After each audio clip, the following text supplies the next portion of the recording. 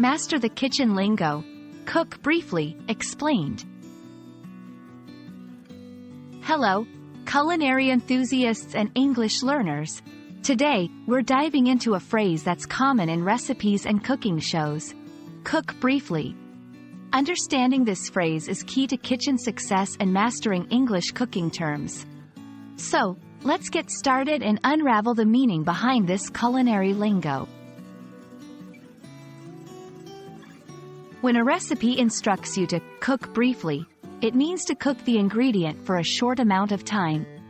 This is often done to retain the ingredient's texture and flavor, which can be lost if cooked for too long. Cooking briefly usually applies to foods that are quick to prepare, like vegetables or thin cuts of meat. Cooking briefly is crucial for several reasons. It preserves nutrients that can be destroyed by long cooking times. It helps to maintain a crisp texture and bright color, especially in vegetables.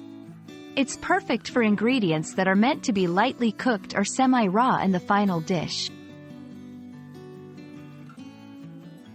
To cook briefly, follow these tips. Use high heat to cook the ingredient quickly. Prepare everything in advance, as the process is fast-paced. Stay attentive, even a few extra seconds can make a difference. Let's look at some examples where you might need to cook briefly. Sautéing garlic. It should be cooked until just fragrant, which is typically less than a minute. Blanched vegetables. They are submerged in boiling water and then removed after a short period to stop the cooking process. Cook briefly is a simple yet vital concept in both cooking and language learning. By understanding and applying this phrase, you'll not only improve your culinary skills but also enhance your English vocabulary.